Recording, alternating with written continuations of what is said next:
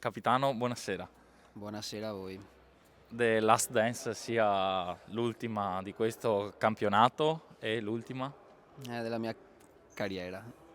No, è abbastanza difficile, emozionante, anche perché comunque sono passati tanti anni in questa società, è arrivato il mio momento, però purtroppo fa parte del percorso e ci sta. Tornando alla partita, l'ultima di campionato, purtroppo anche se siamo terzi in classifica non faremo i playoff per troppo distacco di punti, però è stata una grande annata a mio avviso.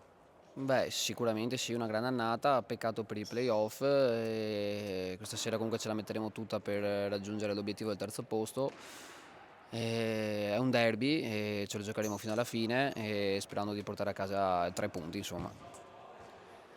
Cosa ti senti di lasciare ai tuoi compagni, ma soprattutto anche ai compagni più giovani? Cosa mi lascio tanto emozionante, sono emozionato proprio.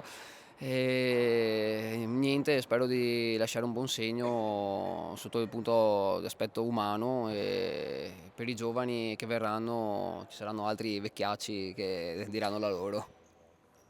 Ascolta, ci sono due eredità personali da lasciare, una è la maglia numero 8 e secondo la fascia di capitano.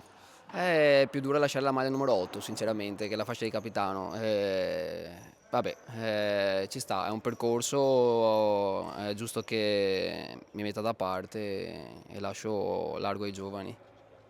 Grazie, in bocca al lupo al nostro Grazie a te, capitano. Lorenza.